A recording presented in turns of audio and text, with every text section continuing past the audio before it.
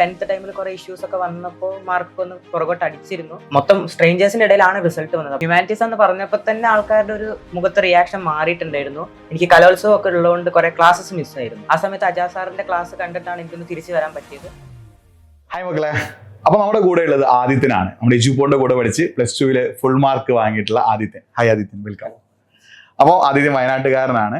അപ്പൊ നമുക്ക് ആദിത്യനായിട്ട് കുറച്ച് കാര്യങ്ങളൊക്കെ ചോദിച്ചറിയാം.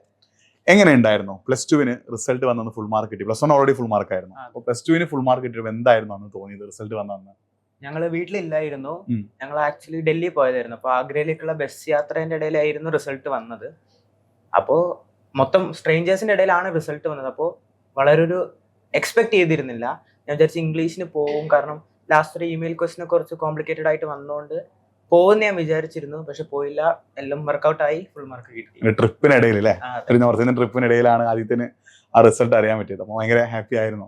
അപ്പോൾ എങ്ങനെയായിരുന്നു ഇതിന്റെ പ്രിപ്പറേഷനും കാര്യങ്ങളൊക്കെ? ഈ ഫുൾ മാർക്കിലേക്കുള്ള +1 ഓൾറെഡി ഫുൾ മാർക്കാണെന്ന് പറഞ്ഞു, നമ്മൾ ഇന്റർവ്യൂ എടുത്തിട്ടുണ്ടായിരുന്നു. ഈ +2 ഈ ഫുൾ മാർക്കിലേക്കുള്ള പ്രിപ്പറേഷനും കാര്യങ്ങളും എജുപോർട്ട് എത്രത്തോളം സഹായിച്ചു കാര്യങ്ങളൊക്കെ? ഞാൻ പറയാൻ വേണ്ടിയിട്ട് വലിയൊരു നീണ്ട ലിസ്റ്റ് ഒന്നുമില്ല. ജസ്റ്റ് ബേസിക് ആയിട്ടുള്ള കാര്യങ്ങൾ ചെയ്തപ്പോൾ തന്നെ എനിക്ക് അച്ചീവ് ചെയ്യാൻ പറ്റി. ജസ്റ്റ് നമ്മൾ ടെക്സ്റ്റ് ബുക്കിനെ ഫോക്കസ് ചെയ്തിട്ടാണ് ഞാൻ പഠിച്ചത്. അപ്പോൾ ലാസ്റ്റ് എക്സാം ആകുമ്പോഴത്തേക്ക് ഞാൻ എല്ലാ സബ്ജക്ട്സിൻ്റെ ടെക്സ്റ്റ് ബുക്സ് കളക്ട് ചെയ്തു. പിന്നെ കിട്ടാത്തത് പ്രിന്റ് ഔട്ട് എടുത്തു. പിന്നെ എജുപോർട്സിന്റെ കുറെ ക്ലാസ്സസ് ഉണ്ടായിരുന്നു. ഡൗട്ട്സിലെ ലെസൺസ് ഒക്കെ ഞാൻ റിവിഷൻ എന്ന് പറയാൻ പറ്റില്ല, എനിക്ക് കലോത്സവം ഒക്കെ ഉള്ളതുകൊണ്ട് കുറെ ക്ലാസ്സസ് മിസ്സായിരുന്നു. അപ്പോൾ ആ സമയത്തൊക്കെ ഞാൻ എജുപോർട്ടിന്റെ ക്ലാസ് എടുത്ത് കണ്ടു. അതിനനുസരിച്ച് ടൈം എടുത്ത് വീണ്ടും വീണ്ടും കണ്ടു.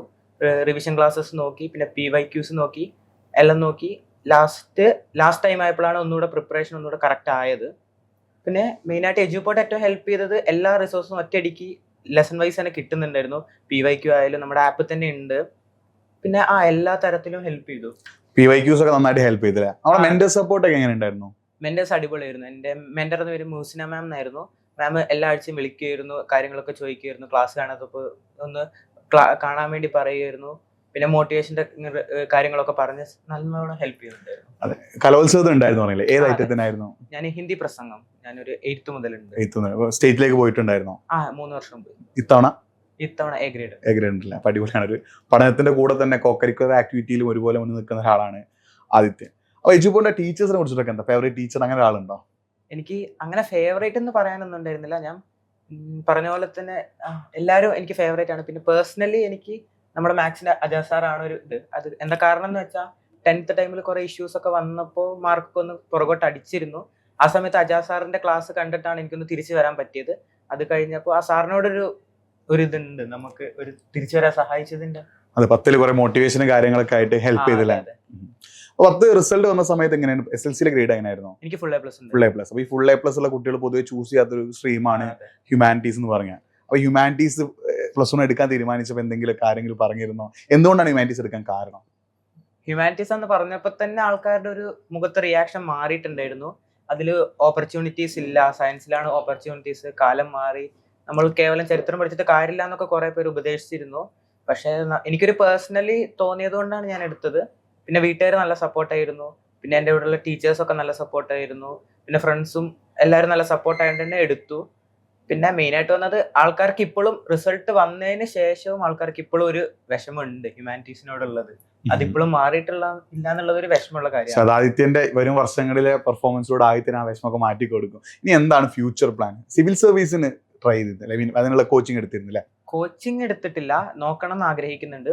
അപ്പോൾ ഡിഗ്രി PG ഒക്കെ കഴിഞ്ഞിട്ട് അപ്പോഴും ഇൻട്രസ്റ്റഡ് ആണെങ്കിൽ സിവിൽ സർവീസിലേക്ക് പോകാനുള്ള, അല്ലെങ്കിൽ ഒരു പ്ലാൻ ബി എന്ന് നിലക്ക് എന്തെങ്കിലും? പ്ലാൻ ബി ഞാൻ ഇന്റർനാഷണൽ റിലേഷൻ ചെയ്തിട്ട് UN അങ്ങനെ നല്ലൊരു ഫ്യൂച്ചർ ഓറിയന്റഡ് ആയിട്ട് ഫ്യൂച്ചർ ഫോക്കസ്ഡ് ആയിട്ടുള്ള ഒരു ആളാണ് ആദിത്യൻ. അപ്പൊ ആദിത്യന് ഇപ്പം +2 പഠിക്കുന്ന അല്ലെങ്കിൽ +1 പഠിക്കുന്ന കുട്ടികളോട് എന്താണ് ശരിക്കും പറയാനുള്ളത്? ആദിത്യന്റെ ഭാഗത്ത് ഫുൾ മാർക്ക് കിട്ടിയ കുട്ടി എന്ന നിലക്ക് അവരോട് എന്തെങ്കിലും ഉപദേശം, എന്തെങ്കിലും കാര്യങ്ങൾ ഫ്രണ്ട് ആയിട്ട് എന്തെങ്കിലും പറയാനുണ്ടോ? ഒരൊറ്റ കാര്യം പറയാനുള്ളൂ. നമ്മൾ യൂട്യൂബിലെ വീഡിയോസ് ഉണ്ട്, കുറെ ചാനൽസ് ഉണ്ട്. എജുപോർട്ടിന്റെ നമുക്കിപ്പോ ഹ്യൂമാനിറ്റീസിനാകെ എനിക്ക് തോന്നുന്നു എജുപോർട്ട് മാത്രമേ ഉള്ളൂ. അപ്പോ നമുക്ക് കുറെ തരത്തില് എഡ്യൂക്കേഷൻ കിട്ടിയ ഈ ടൈമിലൊക്കെ നല്ല എളുപ്പം. നമ്മുടെ ഫോണിൽ തന്നെ എല്ലാം കിട്ടും, PDF എല്ലാം കിട്ടും. പക്ഷെ അതിന്റെ കൂടെ നമ്മൾ ടെക്സ്റ്റും കൂടെ നോക്കണം. കാരണം PDF വഴി നമുക്ക് A+ എത്താൻ ഒരു ബുദ്ധിമുട്ടില്ല. പക്ഷെ ഒരു ഫുൾ മാർക്കിലേക്ക് എത്തണമെങ്കിൽ നമുക്ക് ടെക്സ്റ്റിന്റെ സഹായം എന്തായാലും അത്യാവശ്യമാണ്. ഡെയിലി പഠിക്കുമായിരുന്നു അല്ലെങ്കിൽ എക്സാം എങ്ങനെ? പഠനത്തിന്റെ ഒരു രീതി? പഠനം കുറച്ച് എന്താ പറയാ, നമ്മൾ പ്രതീക്ഷിക്കുന്ന രീതിയിലുള്ള ഒരു ഡെയിലി ഉള്ള പഠിത്തം അങ്ങനെയൊന്നും ഉണ്ടായിരുന്നില്ല, സത്യം പറയാ. സത്യം തന്നെ പറയണല്ലോ. അപ്പൊ എന്താ പറയുക, എനിക്ക് കുറെ ഇതുണ്ടായിരുന്നു. നമുക്കിപ്പോൾ ഫോൺ ഉണ്ടായിരുന്നു, ഇൻസ്റ്റാഗ്രാം ഉണ്ടായിരുന്നു, പിന്നെ ഗെയിം, അങ്ങനത്തെ എല്ലാ കാര്യങ്ങളും ഉണ്ടായിരുന്നു. അതിൻ്റെ കൂടെ കലോത്സവം ഉണ്ടായിരുന്നു, ക്വിസ് ഉണ്ടായിരുന്നു, കുറെ പരിപാടികളൊക്കെ ഉണ്ടായിരുന്നു. അപ്പൊ അതിൻ്റെ ഒരു ഡെയിലി പഠിക്കുക, ഓരോ തവണ ഓരോ പരിപാടി വരുമ്പോൾ അതിലേക്ക് ഫോക്കസ് ആവും. അപ്പൊ പിന്നെ ഡെയിലി പഠിക്കലൊന്നും ഉണ്ടായിരുന്നില്ല. പക്ഷെ എക്സാം ആയപ്പോഴത്തേക്കും ആ ഒരു ടൈമില് മൈൻഡ് ഫുൾ ക്ലിയർ ആയിരുന്നു. പിന്നെ ടെൻഷൻ ഒന്നും ഉണ്ടായിരുന്നില്ല. മൊത്തം നമ്മൾ സീരീസ് ഒക്കെ കണ്ട് ഫുൾ ഒരു വൈബ് മൈൻഡിൽ പഠിക്കാൻ കയറി. അപ്പോൾ ഒരു ചില്ലായതുകൊണ്ട് തന്നെ എല്ലാം പെട്ടെന്ന് സെറ്റ് ആയി. ആപ്പിലെ PYQs വൺ ഷോട്ട് നന്നായിട്ട് ഹെൽപ്ഫുൾ ആയി. അതെ.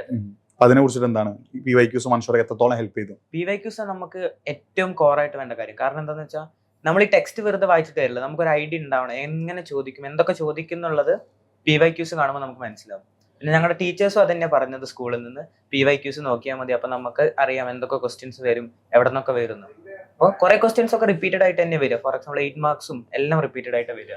പിന്നെ ആകെ ഈ വർഷം ചേഞ്ച് ആയിട്ട് വന്നത് എനിക്ക് തോന്നുന്നു 1 വേർഡ് ക്വസ്റ്റ്യൻസ് ആണ്. നമ്മുടെ ആപ്പിലെ PYQs വൺ ഷോട്ട് വളരെയധികം ഉപകാരപ്രദമായി. അപ്പൊ ഇനി ഫ്യൂച്ചറിലേക്ക് ഒരുപാട് കാര്യങ്ങൾ ആയതിന് ചെയ്യണം എന്നുണ്ട്. അപ്പോ ഡിഗ്രിക്ക് ഇപ്പൊ ജോയിൻ ചെയ്തു അല്ലേ? ഡിഗ്രിക്ക് ഞാൻ പാളയം യൂണിവേഴ്സിറ്റി കോളേജ് ട്രിവാൻഡ്രം. ഏത് കോഴ്സാണ് എടുത്തത്? Political science. പൊളിറ്റിക്സ് എടുക്കാനുള്ള ഒരു കാരണം എന്താ? എനിക്ക് ആ ഒരു ഫീൽഡ് കുറച്ചുകൂടി ഇൻട്രസ്റ്റിംഗ് ആയിട്ട് തോന്നി. എനിക്ക് എടുക്കുന്ന, ഞാൻ ആദ്യം ഹിസ്റ്ററി എടുക്കാനായിരുന്നു +1 തുടങ്ങിയപ്പോൾ വിചാരിച്ചത്. അപ്പൊ എനിക്ക് ഹിസ്റ്ററി നല്ല എളുപ്പമുള്ള ഒരു ഇതാണ്. എങ്ങനെ പോയാലും ഞങ്ങളുടെ മിസ് ഭയങ്കര അടിപൊളിയായിരുന്നു, ഷംസ് സ്കൂളിലെ. അപ്പോൾ ഹിസ്റ്ററി നമുക്ക് പഠിക്കാൻ ഒരു ഇൻട്രസ്റ്റ് ഉണ്ടായിരുന്നു. അത് കഴിഞ്ഞ് കുറച്ചുകൂടെ കഴിഞ്ഞപ്പോൾ ഡിബേറ്റ്സും അതിലേക്കൊക്കെ പോയി. പിന്നെ നമ്മൾ ഈ ഇലക്ഷനൊക്കെ നടക്കുന്നുണ്ടല്ലോ, അപ്പൊ ആ ഒരു ഇതിലേക്ക് കുറച്ചുകൂടെ ഇൻട്രസ്റ്റ് വന്നു. അപ്പൊ അങ്ങനെ പൊളിറ്റിക്സിലേക്ക് എത്തി. ഓക്കെ, അപ്പോൾ ആദിത്യന് കണ്ടോ നമ്മൾ പറയുന്ന കാര്യം നിങ്ങൾ ശ്രദ്ധിക്കുക. അതായത് അവന് ഇപ്പോഴൊരു ഫ്യൂച്ചറിൽ എന്താവണം അല്ലെങ്കിൽ എന്തൊക്കെ ചെയ്യണം എന്നുള്ളൊരു ആഗ്രഹം അവൻ ഇപ്പോഴേ സെറ്റാക്കി വെച്ചിട്ടുണ്ട്. അപ്പോൾ അതിന് വേണ്ട കാര്യങ്ങൾ അവൻ പറഞ്ഞ പോലെ തന്നെ അവൻ ഡെയിലി ഒന്നും പഠിക്കാറില്ലെങ്കിലും അവൻ എന്ത് ചെയ്യാണ്, പഠിക്കേണ്ട സമയത്ത് അവൻ കൃത്യമായിട്ട് പഠിച്ചിരുന്നു. PYQs വൺ ഷോട്ടൊക്കെ നോക്കിയിട്ട്. അപ്പം എന്തായാലും താങ്ക് യു ആദിത്യൻ. അപ്പോൾ ആദിത്യന് നമ്മളെ കൂടെ നിന്നിട്ട് ഫുൾ മാർക്ക് വാങ്ങിയിട്ടുണ്ട്. വയനാട് സ്വദേശിയാണ്. അപ്പോൾ ഇന്ന് ആദിത്യനാണെങ്കിൽ അടുത്ത തവണ റിസൾട്ട് വരുമ്പോൾ നിങ്ങൾ ഓരോരുത്തരും ആവട്ടെ അവസാനമായിട്ട് എൻ്റെ ഫ്രണ്ട്സിനോട് എന്തെങ്കിലും ഒന്ന് പറയാനുണ്ടോ? നമ്മള് ഈ എല്ലാവരും വിചാരിക്കും ഫുൾ മാർക്കൊക്കെ വാങ്ങുമ്പോൾ ഒരു പുസ്തകപ്പുഴു, മറ്റേ ഫുൾ ടൈം പഠിത്തമാണെന്നൊക്കെ എല്ലാവരും വിചാരിക്കലുണ്ട്. അങ്ങനെയൊന്നുമില്ല. നമ്മൾ അത്രയ്ക്ക് ഒരു ഡെയിലി ഇരുന്ന് 500 തവണ റിവൈസ് ചെയ്യേണ്ട ഒരു ആവശ്യം നമുക്ക് +2 വരുന്നില്ല. എൻട്രൻസ് ഒക്കെ ആണെങ്കിൽ ഓക്കെ, നമുക്ക് JEE NEET CUT ഒക്കെ വരുമ്പോൾ കുറെ തരത്തിൽ ക്വസ്റ്റ്യൻസ് വരാം. അപ്പൊ അതിനനുസരിച്ച് പ്രിപ്പയർ ചെയ്യേണ്ട ആവശ്യമുണ്ട്. പക്ഷെ നമ്മൾ +2 സിലബസിൽ അത്രയും ഒരു ടഫ്നെസ് വരുന്നില്ല. അപ്പൊ നമ്മൾ ജസ്റ്റ് ക്വാളിറ്റിയിൽ ഫോക്കസ് ചെയ്താൽ മതി. നമ്മൾ എത്ര നേരം പഠിക്കുന്നു എന്നുള്ളതിലല്ല, എത്ര പഠിക്കുന്നു, അത് നമുക്ക് എത്ര ആലോചിച്ച് വെക്കാൻ പറ്റുന്നുണ്ട്, എങ്ങനെ ആൻസർ ചെയ്യാൻ പറ്റുന്നുണ്ട്. പിന്നെ ഫോർ എക്സാമ്പിൾ നമ്മൾ ഇംഗ്ലീഷാണ് എല്ലാവർക്കും മാർക്ക് പോകുന്നതെന്ന് എനിക്ക് തോന്നിയിട്ടുണ്ട്.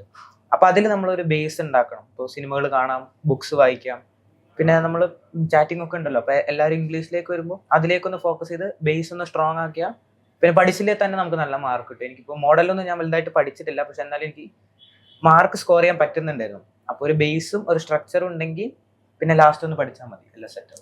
ഓക്കെ, അപ്പം ആദിത്യന്റെ ഭാവിയിലേക്കുള്ള ആഗ്രഹങ്ങളൊക്കെ അടിപൊളിയാവട്ടെ. അവന്റെ ഡിഗ്രി ക്ലാസ് ജൂലൈ 1 സ്റ്റാർട്ട് ചെയ്യാണ്.